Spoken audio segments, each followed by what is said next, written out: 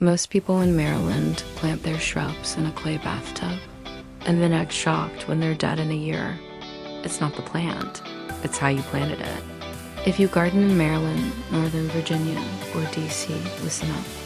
We're in USDA zone 6B to 7B, with warmer 8A pockets popping up every year. We've got humid summers, heavy clay soil, and rain that drains. Eventually.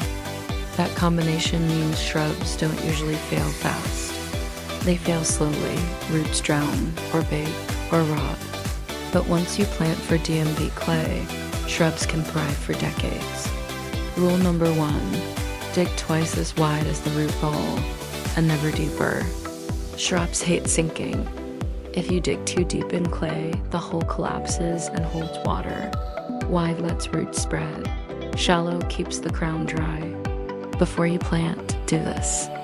Fill the hole with water. If it drains in under 2 hours, you're good. If it's still full the next morning, that's a bathtub.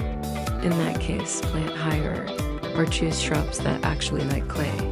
Most nursery shrubs are pot-bound. If you drop them in like that, the roots never escape. Rough them up. Pull them apart, slice the sides, tease the roots outward. It feels aggressive, but it saves the plant. Now, here's the part that surprises people. Do not backfill with fancy bagged soil.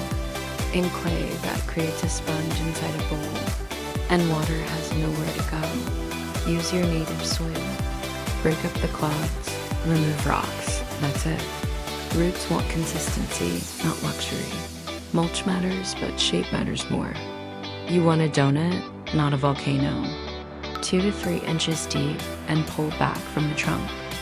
Mulch touching bark equals rot. Timing matters too. In the DMV, your Goldilocks planting windows are early spring, March through May, or fall, September through November.